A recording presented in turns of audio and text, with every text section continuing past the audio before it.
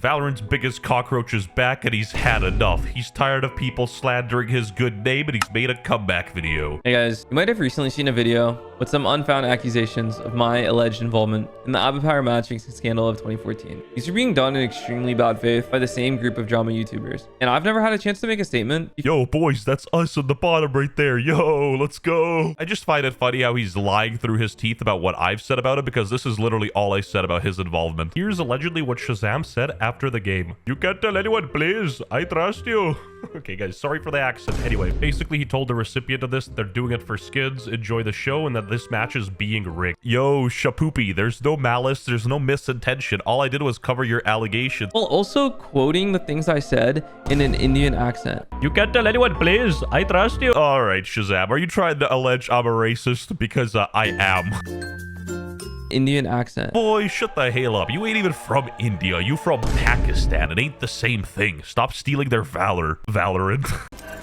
Baba Bowie. WestJett. What is up, James Mays and Big WestJett 6'5", Venezuelan trillionaire here, and today we're talking about ShahZooper. Oh, and literally 0% of you are subscribed, so be sure to subscribe. Yeah. Despite the fact that ShahZam was deleting hundreds of negative comments to make himself look better on his video, he actually had a little bit of a redemption arc. Let's check it out. I also acknowledge that DMCA striking content, no matter how it's portrayed, is not a productive way to go about addressing the criticism. Holy smokes, I never thought I'd see the day. This is like a full flipped 180. It's not a productive way to go about addressing the criticism. ShahZam saying that DMCA and copyright strike abuse is bad is like Chris Tyson saying he doesn't like kids. We're getting somewhere. That was the biggest criticism even levied towards ShahZam. Nobody cares about the match fixing, but I am gonna let him clear his name because there has been a video that went viral with him caught cheating in the title, which is not very good. As much as I think he's a scumbag and a crybaby, he's definitely not a cheater. From starting as one of the best FPS players in the history of gaming, Kellogg's has already found 3, and it's to save it, ShahZam! To rigging professional tournaments. We understand why he'd be upset, though. This paints him pretty bad. And explain how wrong it is what they're doing. I want to start by saying, in no uncertain terms, I have never been involved with match fixing, and I have never thrown a match. These are serious accusations being made with no evidence. These YouTubers are irresponsibly twisting the ABBA situation to push their narrative. I can't speak for the other guys, but the only reason this iBuyPower stuff even got brought up, ShahZam, is because you started bringing up stuff from my past, and I was like, hey, let me do some petty shit and bring something else up. I mean, this guy's a fucking loser, to be honest. WestJett's biggest relevance is saying the N-word. He got so much relevance from saying the N-word on stream. He was literally lying about me saying stuff on stream, and then immediately copyrighted the video when I called him out for lying. In the early days of CSGO and skin trading, there was a website called CSGO Lounge that let users trade and wager skins on matches in various leagues and tournaments. This website, which became the main platform for skins, was almost completely unregulated. It was a different world back then, truly. Betting on matches was really normalized, and it felt like a majority of the fans participated without fully understanding the implications of betting on games. I still find it funny how he's sitting there, he wrote up a whole script, sat on his chair, probably sighed. He was like, and he's telling his like a borderline story. iBuyPower, who is set to play netcode guides in a match for the CEVO League, decided to use this match as an opportunity to bet against themselves and throw in order to win skins on CSGO Lounge. The relationship between the two teams was that Daze, the IGL of iBuyPower, co-owned netcode guides with his good friend Casey Foster. Oh yeah, he's 100% cooking. I was also sponsored by the website at the time. About 10 minutes before the match went live, Casey told me iBuyPower were throwing the game. Throws seemed to be an open secret amongst pros, and they were warning friends who could lose skins on bets. I had already bet on the game for iBuyPower to win, and on CSGO Lounge, you couldn't cancel a bet. You could only change the team you picked the bet on. When I was informed of the potential throw, I made the regrettable decision to change my bet. All right, maybe he's not the person throwing, but he's sort of benefiting from it. This is like insider trading, if you will. I was young, had a lot to learn, and I admit I didn't want to lose my skins. I now recognize this was inappropriate, and it goes against the spirit of fair competition. I was honest and forthcoming about how everything went down when I spoke to Valve's lawyers. And after Valve worked directly with CSGO Lounge and Richard Lewis, the investigative journalist who broke the original story, they found no evidence of my involvement in the fix. Unrelated, but Full Metal Alchemist Brotherhood goes hard. The Cockroach name is still fitting because he's never mentioned the amount of skins he won because he knows it'll make him look bad. ShahZam, release the tapes, ShahZam.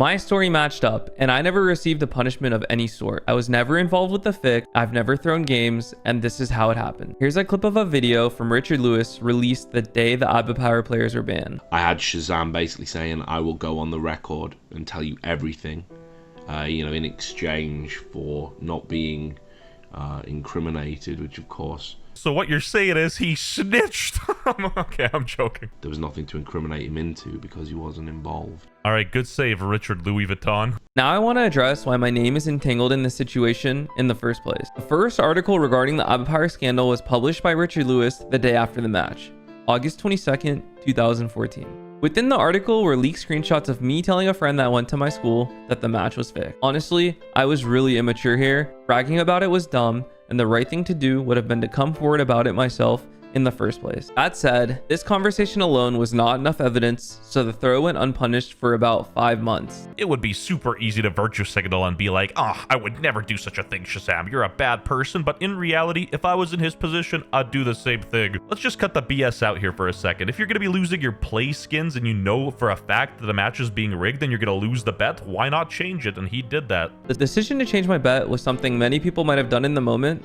but looking back 10 years later, I wish I didn't. Once again, let me be clear. I was fully cooperative of Val's investigation. I gave them an honest account of my knowledge and actions. I was transparent, and I didn't face a punishment of any kind. He's spitting, but every time I hear something like Val's investigation or like, Riot investigating Sinatra, it's so funny. These companies really got their head in their ass. They think they're like the police force or something. The Jinyu force. And finally, the Hiko clip. This is the clip used by the rage baiters the most to try to implicate me in the ABBA Power situation. It's weird to me that ShahZam would say one thing at 6 months ago, and then all of a sudden he joins Cloud9 and now he gained a conscience. Like, it doesn't make much sense to me. And the fact that he actually messaged me and Jordan, like, he was just me, you can say whatever, but the fact that he messaged Jordan as well, like, I don't think Jordan would lie to you. I'm pretty sure Jordan would tell you the truth that... To be fair, as a standalone clip, this doesn't look very good for you. So the fact that he's addressing it is a good thing. But his statement about me asking to throw a game is entirely false. Jordan, the teammate that Hiko specifically mentioned in the clip, publicly clarified with this tweet on the same day that the Hiko clip was posted to YouTube. Also, here's a clip. While this guy says you joked about it, you still made money, so I don't really get the point you're trying to make. While I don't think you're a match fixer, you're still not proving that big ego, because when it comes to something negative about yourself, you just brush it off as you being immature and that you wish you didn't do it. Honestly, I was really immature here. Bragging about it was dumb. And WestJett wasn't immature when he said the N-word on stream. He fully meant what he was doing. He's a bad guy. So WestJett's biggest relevance is saying the N-word. Bro doesn't know that I'm black. But I will come to ShahZam's defense because there was one video that painted him really bad. It was low-key on the edge of defaming, and honestly, I talked to the guy and I don't think he knew better. Those of you that don't understand, basically, match fixing is when a player would tell somebody the outcome of a game before it happens. And because ShahZam was playing in the games, he had a huge control. Like, bro, you gotta do more research. There's 10 names on the side. You can't be saying that, my guy. He says, I was throwing the games that I was playing in, which is a serious accusation to make and entirely not true. He also paints it in a light where this situation is why I struggled to join teams. ShahZam's sketchy past, along with this match, is most likely the reason for his all-over-the-place team hopping. The ABBA Power match happened 6 months before I joined my first pro team, and I continued to compete on esports teams for the next 10 years. He shows an example of my Liquipedia team history in CSGO to show team hopping, but fails to realize that 5 of those teams listed were the same team, but under different names. The scene was very young and volatile back then. Orgs came and went, and there was no structure like there is now with franchise leagues. On the WestJett channel, we are just and fair, and ShahZam honestly doesn't deserve this type of treatment because, unlucky, dude. I'd be pissed too. 1 million viewed video saying things that aren't true and 100% twisting stuff up, and the fact that he didn't copyright strike them, because I know for a fact that old ShahZam would, does show signs of huge progress. As soon as the team would start to play poorly, ShahZam would be one of the first players to be dropped. Nobody exactly wanted him on their team, so at the first time to do so, they would always drop him. That's just outright not true. And it can be as easy as just looking up the roster history of these teams to see that.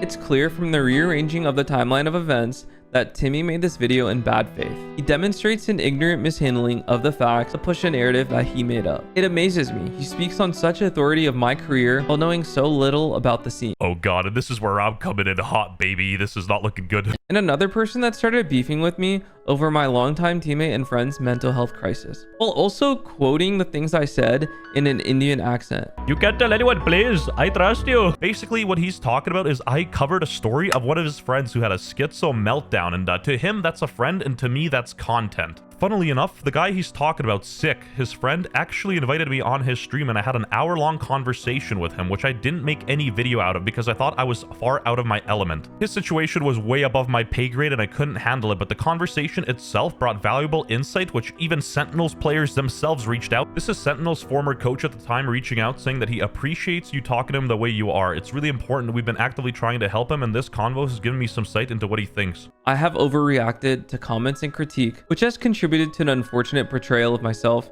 in the community. There are many things that, in retrospect, I wish I had not reacted to or entertained at all. That being said, while there is valid criticism, it feels like a lot of the negative feedback is hate masked as criticism. Well, ShahZam is for a fact deleting comments that make him look bad because I myself commented on the video and it's nowhere to be seen, but nevertheless, I digress. Truth be told, ShahZam, you're no longer the biggest op of the WestJett channel. I'm ready to bury the hatchet. I got bigger fish to fry. I gotta milk Mr. Beast until he can't be milked no more. That's fine. All I ask is that you honestly engage with the facts and form an opinion of your own. Don't let bad faith actors like Timmy or Retake tell you how to think and feel. You're still a cockroach, but maybe not the biggest one. This dude, he's like a cockroach.